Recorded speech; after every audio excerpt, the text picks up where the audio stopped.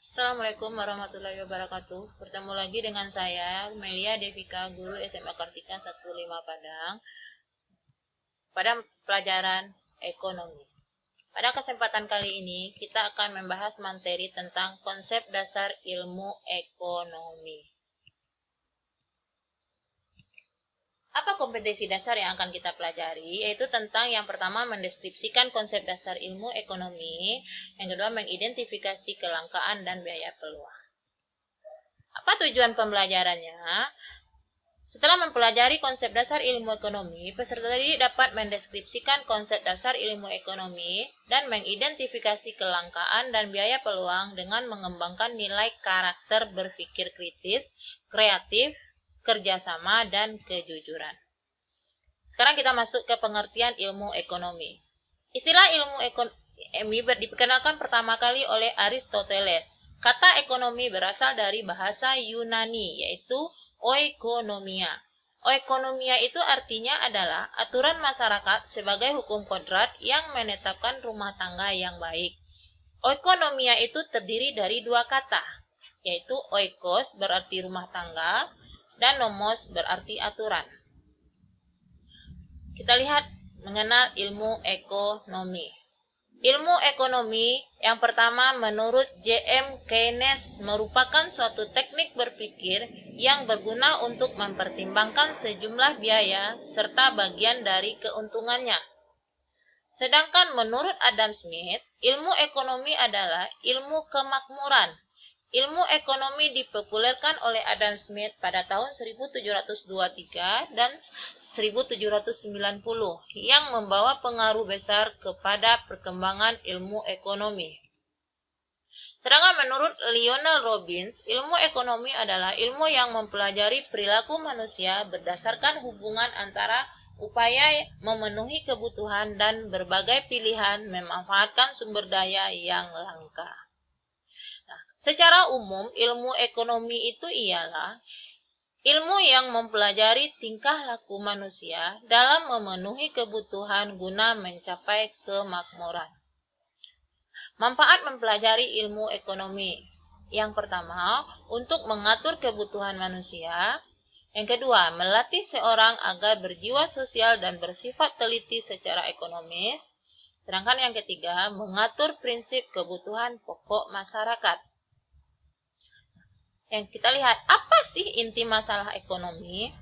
Inti masalah ekonomi itu dikenal dengan kelangkaan atau scarcity, yaitu suatu kondisi di mana manusia memiliki sumber daya ekonomi yang terbatas untuk memenuhi kebutuhan yang tidak terbatas.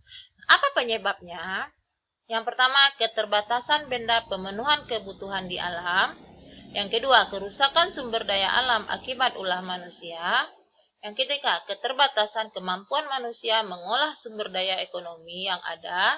Dan yang keempat, peningkatan kebutuhan yang relatif cepat, sedangkan penyediaan sarana pemenuhan kebutuhan sedikit. Alokasi produksi terbatas. Nah, langka menyebabkan alokasi produksi terbatas. Nah, ini penyebabnya. Karena SDA yang terbatas, rusaknya sumber daya alam akibat ulah manusia, terbatasnya kemampuan manusia untuk mengolah sumber daya alam, kebutuhan manusia meningkat dengan cepat. Apa yang dilakukan oleh manusia? Berarti dia mempunyai pilihan. Pilihan tersebut ada biaya peluang dan ada laba ekonomi. Bagaimana cara mengatasi kelangkaan? Yang pertama, membuat skala prioritas kebutuhan. Yang kedua, menentukan sumber daya alternatif. Yang ketiga, mengelola keuangan secara efisien. Yang keempat, memanfaatkan kemajuan teknologi. Yang kelima, memanfaatkan bahan substitusi. Dan yang keenam, mendaur ulang atau memanfaatkan kembali. Masalah ekonomi. Dalam proses produksi dibutuhkan berbagai sumber daya ekonomi atau faktor-faktor produksi diantaranya sumber daya alam, sumber daya manusia, sumber daya modal, dan sumber daya keahlian. Kita lihat sumber daya alam. Sumber daya alam adalah sumber daya yang tersedia di alam semesta, baik secara langsung atau tidak langsung, dan dapat digunakan untuk kebutuhan hidup. Sumber daya alam dapat dikelompokkan sebagai berikut. Yang pertama, sumber daya alam yang dapat diperbaharui, kemudian sumber daya alam yang tidak dapat diperbaharui. Kemudian sumber daya modal. Sumber daya modal merupakan beragam barang buatan manusia yang dapat digunakan untuk menghasilkan barang dan jasa. Kemudian sumber daya manusia, yaitu bentuk kerja dan usaha manusia untuk menghasilkan barang dan jasa. Sumber daya manusia itu sering juga disebut dengan tenaga kerja. Tenaga kerja dapat dibedakan berdasarkan sifat, yaitu tenaga kerja rohani. Tenaga kerja rohani lebih banyak menggunakan daya pikir, daya kreasi, atau pengetahuan untuk pekerjaan.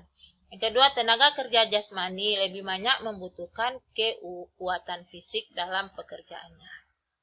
Sedangkan berdasarkan kualitas, ada tenaga kerja terdidik, tenaga kerja terlatih, dan tenaga kerja tidak terdidik. Nah, kalau yang terdidik ini dia memerlukan pendidikan, contohnya guru, dokter, pengacara, akuntan, dan lain sebagainya.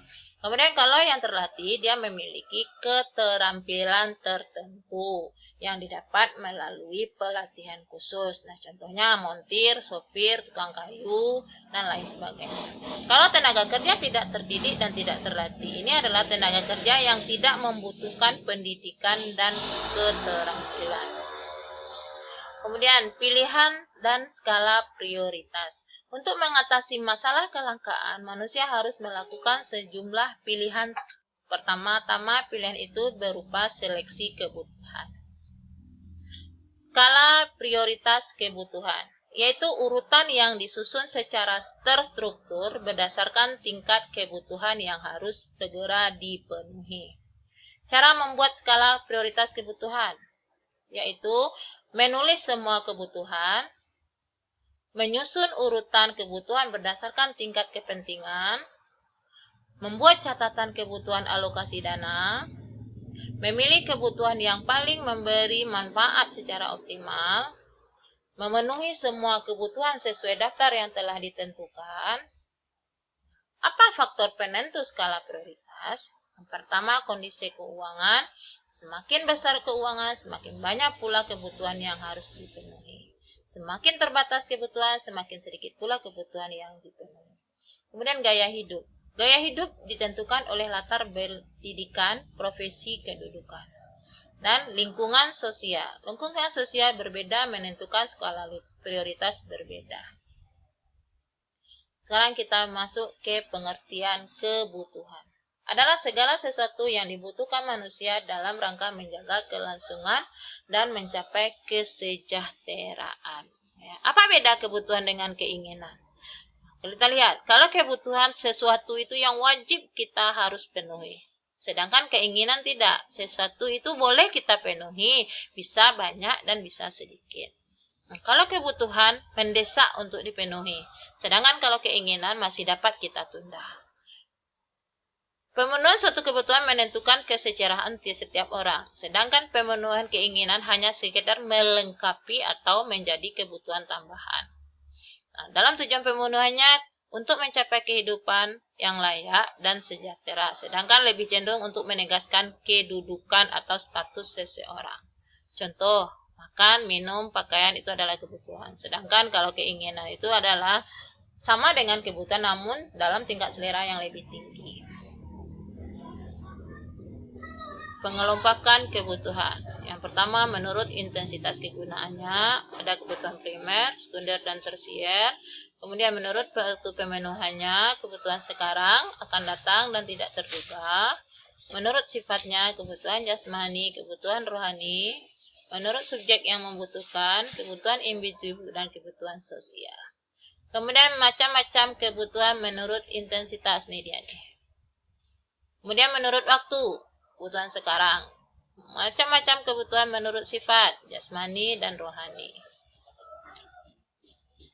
Alat pemuas kebutuhan. Alat pemuas kebutuhan manusia sering juga disebut dengan barang. Barang dapat berupa benda dan jasa. Pengelompokannya. Ini dia pengelompokannya. Menurut cara memperolehnya, ada barang ekonomi dan ada barang bebas. Barang ekonomi adalah barang yang pemuasan kebutuhannya untuk memperolehnya memerlukan sejumlah pengorbanan tertentu yang biasanya berupa uang. Kemudian barang bebas adalah barang yang pemuas kebutuhan yang tersedia hampir tidak terbatas sehingga untuk memperolehnya kita tidak membutuhkan pengorbanan.